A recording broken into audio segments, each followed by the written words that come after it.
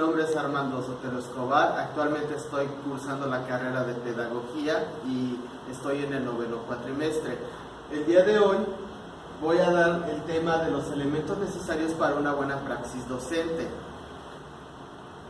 El objetivo de esta conferencia es dar un contexto general a todas las personas que tienen contacto directo con la educación sobre los elementos necesarios que tenemos que considerar al momento de planear para poder realizar una buena práctica pedagógica o docente.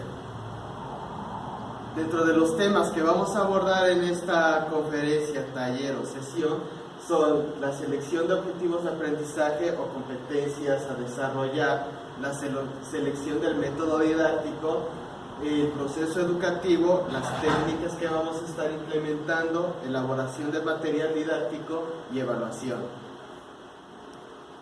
Muy bien, para empezar, antes de ponernos a planear tenemos que pensar en qué vamos a hacer, si diseñar un objetivo o una competencia. Bueno, pues los objetivos de aprendizaje son el conjunto de conocimientos o aptitudes o conductas que el estudiante debe de aprender, comprender o ejecutar como resultado de un proceso de aprendizaje. Los objetivos de aprendizaje se miden para determinar el conocimiento, aspecto cognitivo o las aptitudes y conductas, aspecto afectivo que tiene un estudiante durante un plazo determinado. Después tenemos las competencias. El concepto de competencias es multidimensional e incluye distintos niveles como saberes, datos, conceptos, conocimientos, saber hacer, habilidades, destrezas, métodos, saber ser, actitudes y valores que guían el comportamiento y saber estar, capacidad relacionada con la comunicación intrapersonal y el trabajo cooperativo.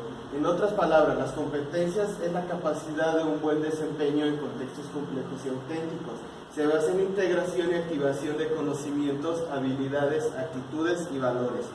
Bueno, los objetivos están más pensados para uno como docente diseñar el proceso educativo y las competencias están más pensadas en los 4 pilares de la educación, que sería aprender a aprender, aprender a hacer y aprender a convivir. Dentro de las diferencias que encontramos entre los objetivos y las competencias están en los objetivos que se orientan hacia la planificación, lo que decía un momento atrás.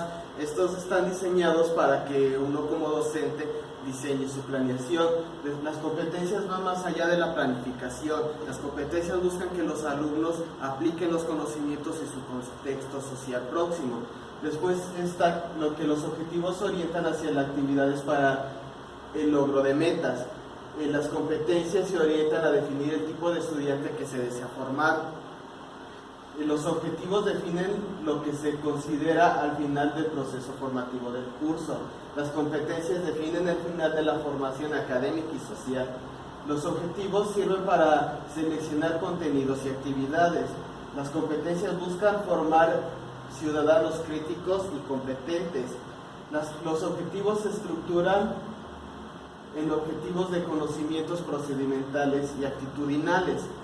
Las competencias se estructuran en objetivos de distintos conocimientos, habilidades, actitudes y valores. Los objetivos se enfatizan la enseñanza del curso, siendo el profesor el principal proveedor de conocimientos, mientras que en las competencias el profesor pasa a ser el organizador y facilitador del aprendizaje.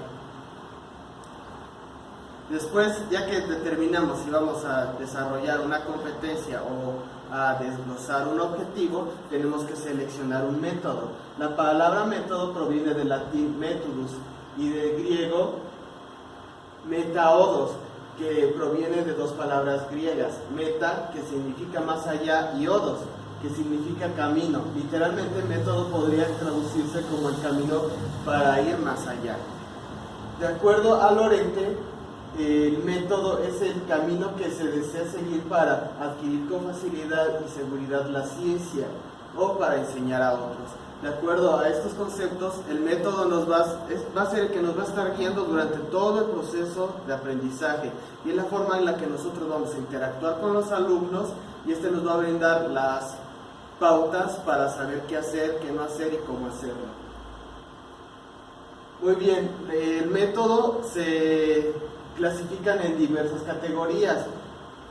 Tenemos los métodos en cuanto a la forma de razonamiento. El método deductivo, que va de lo general a lo particular. Me equivoqué.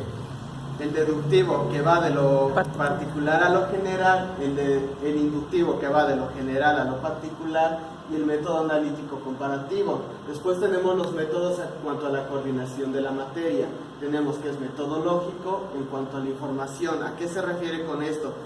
Los contenidos que la materia necesita que sean abordados para poder adquirir los conocimientos necesarios. Y después tenemos en cuanto a lo psicológico, cuando no es necesario seguir una línea, puedes saltarte de un tema a otro porque no interfiere en el proceso de adquisición de conocimientos. Después tenemos los métodos en cuanto a la concretización de la enseñanza, método silábico verbalístico, que es mediante la oratoria. Esto es, por ejemplo, cuando el docente llega, se para frente al grupo y se pone a exponer, a hablar y hablar, y tenemos el método intuitivo, en donde el maestro le brinda o proporciona los elementos necesarios a los alumnos para que estos vayan construyendo su propio aprendizaje de acuerdo a sus necesidades. Después tenemos los métodos en cuanto a la sistematización de los contenidos. Tenemos que tener el método rígido, semirrígido, de sistematización o método ocasional. Tenemos los métodos en cuanto a los contenidos de los alumnos, métodos didácticos, métodos de lecciones marcadas por los libros, estas ya están establecidas y incluso te viene un desglose de cómo hacer las actividades. Tenemos el método pasivo, en donde el alumno simplemente está ahí nada más escuchando cómo habla el maestro mientras habla y habla y habla. Y tenemos el método activo, en donde todos los miembros que están dentro del aula aportan de igual manera. Después tenemos los métodos en cuanto a la globalización de los contenidos. Tenemos los métodos de globalización que agrupan un conjunto de disciplinas. Tenemos los métodos no globalizados o de especialización, que son cursos, talleres, seminarios, todo ese tipo de cosas. Y tenemos los métodos de concentración. Esta es una mezcla entre ambos métodos.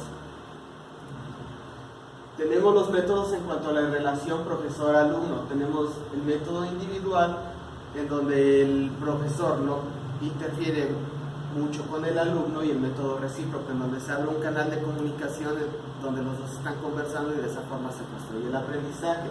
Tenemos los métodos en cuanto al trabajo del alumno, donde el alumno puede trabajar de manera individual, puede trabajar de manera colaborativa, o podemos tener una mezcla de los dos métodos anteriores.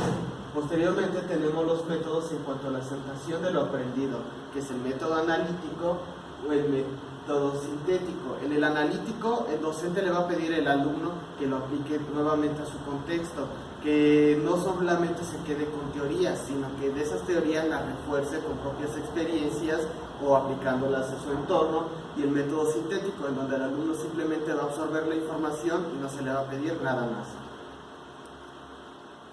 Muy bien, ya que tenemos o seleccionamos un método o distintos métodos, tenemos que considerar el proceso educativo. El proceso educativo tiene características de linealidad y divide el tiempo en sus tres fases clásicas, que es el inicio, el desarrollo y el cierre.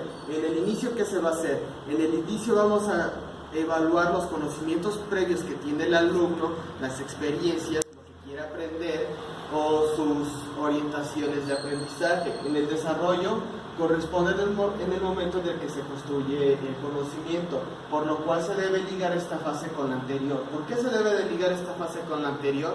Porque tú, ya que diagnosticaste qué necesidades de aprendizaje tiene tu alumno o los intereses, todos los contenidos que tú le des los tienes que volcar o dar de cierta manera en donde sus dudas se aclaren. Y para finalizar tenemos el cierre. En el cierre vamos a evaluar si el alumno procesó de manera adecuada los conocimientos, si tiene alguna duda para aclararlas, y cómo fue como tal su desenvolvimiento durante toda la clase. Muy bien, ya que seleccionamos si vamos un objetivo, una competencia, un método, y tuvimos en cuenta todo lo que es el proceso educativo, llega el momento de seleccionar las técnicas. Las técnicas son el conjunto de procedimientos o recursos que se usan en un arte, en una ciencia o en una actividad determinada, en especial cuando se quiere por medio de su práctica y requieren de habilidad. Dentro de las técnicas de aprendizaje tenemos las técnicas de aprendizaje asistido, como son las entrevistas, los estudios dirigidos, las exegéticas, las exposiciones didácticas, explorativas, descubrimiento, resolución de problemas y los seminarios. Después tenemos técnicas para el aprendizaje colaborativo, como lo son la argumentación, el interrogatorio, las asambleas, los cuchicheos, el debate, las entrevistas, los foros abiertos, las discusiones dirigidas, las lluvias de ideas, las mesas redondas, los paneles, los simposios, los sociodramas o los talleres. Después tenemos las técnicas para el aprendizaje de aplicación. Estas son los cuestionarios, las entrevistas, los estudios de caso, experiencias directas, los experimentos, listas de cotejo mediante observación, de redescubrimiento o registro anecdótico. Y por último tenemos las técnicas de aprendizaje autónomo. Por lo regular, todos los maestros o la gran mayoría son las que aplican, que son las analogías, las investigaciones bibliográficas, los bosquejos esquemáticos, las cadenas de secuencia, los cuadros sinópticos, los diagramas jerárquicos, los estudios dirigidos, investigaciones, la bibliografía, los mapas conceptuales, mapas de cuento, los mapas de carácter, los mapas mental, el mentefacto, las mesas de idea principal, resúmenes o atributos. Todos van a estar por lo regular más familiarizados con las del aprendizaje autónomo, porque en la actualidad el docente ya no está tanto como un agente activo, yo lo considero ya que está más como un mediador. Entonces el alumno, por medio de todas estas técnicas, es que puede adquirir de una manera fácil y simple el aprendizaje. Muy bien, ya que seleccionamos nuestro objetivo, tuvimos en cuenta nuestro tiempo, seleccionamos, llega el momento de seleccionar el material didáctico. Este va a ir de acuerdo con las técnicas que estamos utilizando. El material didáctico es aquel que reúne los medios y recursos que facilitan la enseñanza y el aprendizaje. Suelen utilizarse dentro del ambiente educativo para facilitar la adquisición de conceptos, habilidades, actitudes y destrezas. Dentro de los principales objetivos de los materiales didácticos tenemos que lograr el aprendizaje significativo del alumno, que no es simplemente agarre y se ponga a copiar todo del pizarrón o lea y subraye. Tenemos la contribución a la creación de nuevas metodologías directamente en el alumno. Al utilizar materiales didácticos, el alumno va a poder conocer su propia metodología de aprendizaje, lo cual al docente le va a resultar beneficioso en la cuestión de que ya no va a tener que estar atrás de los alumnos diciéndoles cómo hacer las cosas. Y después tenemos que funge como un facilitador y potenciador de la enseñanza que se quiere volver significativa. Muy bien, dentro de las funciones es la innovación. Cada vez que elaboramos un material didáctico tenemos que pensar en innovarlo, cómo aplicarlo a nuestros alumnos para que les resulte interesante y no simplemente gastemos tiempo y recursos en algo que no va a servir. Tenemos la motivación. El material didáctico tiene la obligación de motivar al alumno a realizar las actividades que el docente le está solicitando. Tenemos que debe de ser estructurado en cuanto a la realidad. ¿A qué se refiere con esto? Que se aplique, que todo lo que los alumnos están haciendo es aplicable a su contexto, porque al final de cuentas, como leíamos anteriormente, se busca que el aprendizaje se aplique en los contextos. Después tenemos que es facilitador de la acción didáctica. Los materiales facilitan la organización de las experiencias de aprendizaje y tienen que ser formativos. Los distintos medios permiten y provocan la aparición de expresiones, de emociones, información y valores que transmiten diversas modalidades en relación a la cooperación y comunicación. Muy bien, dentro de las categorías de los materiales didácticos tenemos los auditivos, como son radios, cassettes, CDs, MP3, etc. Los visuales, que son fotografías, transparencias, imágenes, electrónica, los acetatos, los carteles, los diagramas, las gráficas, los mapas y las ilustraciones. Tenemos los materiales impresos. que son las fotocopias, los libros, las revistas, etcétera. Tenemos los audiovisuales, que son videos, películas multimedia, internet y otros más, y los materiales tridimensionales, que son objetos en general los cuales se pueden manipular. Muy bien, tenemos que considerar ciertos elementos a la hora de elaborar material didáctico, seleccionarlo, como son los objetivos educativos que pretendemos lograr. Estos no se tienen que alejar de nuestros objetivos, al contrario, tienen que reforzarlos, tienen que servir como facilitadores para lograr el objetivo, la competencia. Tenemos que los contenidos que se va a estar utilizando durante la materia, todo el material debe de ser de acuerdo a la materia. Si tú propones un experimento, no lo vas a aplicar en la materia de español. O si por ejemplo, pides un mapa conceptual, por lo regular se utilizan en materias que no son como matemáticas o todo ese tipo de cosas. Tienes que pensar qué materia estoy dando y qué materia se adecua a ella. Después tenemos las características de los estudiantes que se utilizarán. Los materiales deben de ser inclusivos, no exclusivos. Todo el material que diseñemos debe de estar pensado en que todos los alumnos puedan aplicarlos de igual manera y les brinden las mismas posibilidades a todos. Las características del contexto en el que nos desarrollamos, nuestra docencia y donde pensamos en el material didáctico que estamos seleccionando. Si vivimos en la sierra, no vamos a utilizar de material didáctico tal vez un proyector y bocinas, porque tal vez en la comunidad que estamos trabajando no tenemos ni luz ni siquiera el proyector. Todo tiene que ser pensado en el contexto en el que estamos realizando nuestra labor docente. Y las estrategias didácticas que podemos diseñar considerando la utilización del material. Para finalizar, otro aspecto muy importante de la educación es la evaluación.